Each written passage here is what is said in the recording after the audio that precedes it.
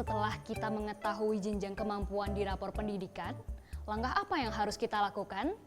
Bagaimana caranya untuk memahami literasi dalam rapor pendidikan? Apakah seluruh guru dapat bergotong royong mengembangkan kemampuan literasi di sekolah?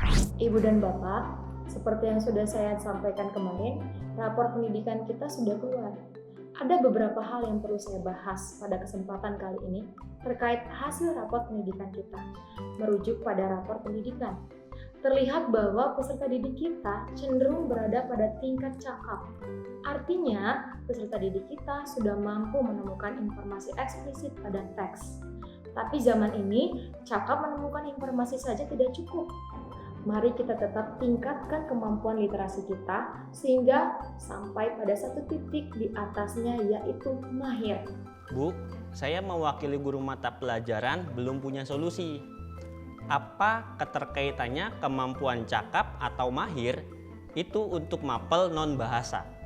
Misalnya mapel PJOK yang saya ajarkan.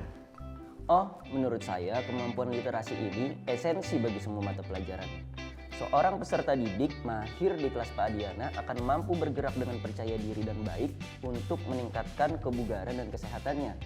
Ia akan gemar mencari dan memilah informasi untuk hidup bugar dan sehat. Jadi, apapun mata pelajarannya, kita dapat meningkatkan kemampuan literasi peserta didik. Terlebih lagi, penguatan literasi sudah menjadi program sekolah kita. Betul juga ya Pak Zainuri, pelajaran PJOK kan tidak dilakukan di ruang kelas. Jadi, aktivitas literasi di kelas saya tidak harus membaca ya Pak. Namun, saya guru PJOK kan, tidak pernah mendapat ruangan kelas. Bagaimana cara saya mengajak anak membaca kalau tidak ada meja? Terutama untuk kelas 1 SD. Membaca saja masih sulit. Tentu Pak, saya sering mengajak peserta didik berliterasi sambil mengenal lingkungan sekitar. Saya ajak mereka berkeliling sekolah untuk mengobservasi lingkungan sekitar mereka. Bahkan setelah itu saya ajak mereka membaca di selasar sekolah. Mereka malah ketagihan. Jadi kegiatan membaca bisa dilakukan dengan santai. Apalagi ini untuk jenjang SD. Saya rasa menyenangkan banget aktivitasnya. Eksplorasi luas. Benar juga ya. Mungkin saya bisa mengajak peserta didik mencari buku non-teks tentang biografi atlet atau buku non-fiksi lain yang berhubungan dengan materi PJOK ya? Iya, bahan bacaan yang menarik memang menumbuhkan minat peserta didik terhadap materi yang dipelajari.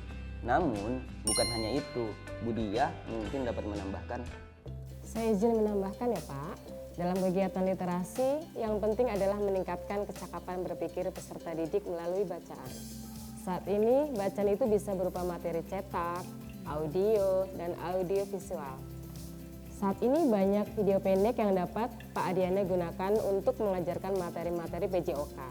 Pak Adiana dapat mengajak peserta didik untuk mengamati dengan seksama dan menganalisis video melalui pertanyaan-pertanyaan yang membantu mereka memahami materi dalam video tersebut. Semakin mahir peserta didik, semakin mampu mereka memahami, menganalisis, dan mengkritisi apapun yang dibaca dan disimak. Literasi itu tidak hanya tentang membaca saja ya Pak, tetapi kemampuan dalam memahami bacaan. Membaca juga diartikan proses menerjemahkan lambang-lambang bahasa hingga diproses menjadi suatu pengertian dan pemahaman pembaca.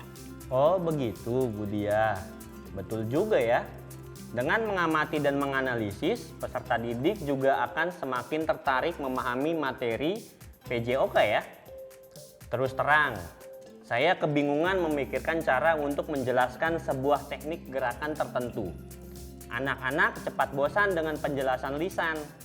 Dengan menstimulasi kecakapan berpikir, peserta didik akan terlatih untuk mengaitkan materi pelajaran dengan diri dan pengalamannya Pak. Misalnya untuk materi makanan sehat. Penting sekali mengajak peserta didik memahami informasi nutrisi dan kalori pada kemasan makanan secara langsung. Dibutuhkan kemampuan literasi mahir untuk dapat mengkritisi informasi terkait nutrisi dan makanan. Betul juga, peserta didik kita dikelilingi oleh informasi, iklan, berita, dan lain-lain yang mempengaruhi pola makan dan gaya hidup mereka. Semua ini menentukan kebugaran dan ketangkasan dalam bergerak. Saya bisa mengajak peserta didik mengenal dan membuat poster seruan tentang kesehatan dan olahraga. Wah, seru sekali ya diskusi kita ini. Saya juga jadi bisa melihat pentingnya kemampuan literasi ini dalam mata pelajaran. Kalau peserta didik saya mahir, mereka akan mudah memahami materi dan dapat mencari informasi lain yang relevan. Mereka juga akan mudah diajak berdiskusi tentang manfaat bagi dirinya karena wawasannya luas. Hasil belajarnya pun akan baik. Ada beberapa peserta didik seperti itu di kelas saya. Mereka motivasi belajarnya tinggi dan biasanya gemar membaca. Seandainya semua peserta didik kemampuannya mahir, tugas kita sebagai guru akan mudah ya.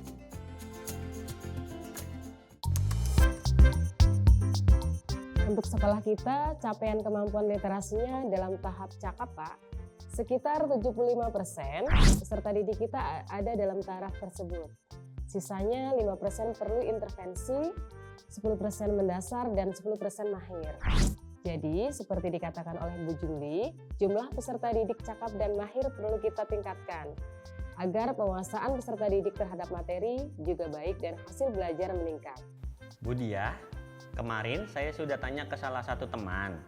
Katanya dalam rapor pendidikan juga dibahas tentang distribusi kemampuan peserta didik. Saya kurang paham, Bu. Nah, sebagai guru mapel, tentunya kita ingin agar peserta didik menguasai dan memahami materi pelajaran. Kita perlu membantu peserta didik dengan strategi untuk memahami bacaan dengan lebih baik. Misalnya, bagaimana memprediksi kosakata teknis yang terdapat pada teks di buku pelajaran. Jangan lupa untuk membantu pemahaman itu dengan memberikan materi bacaan yang sesuai dengan kemampuan membacanya.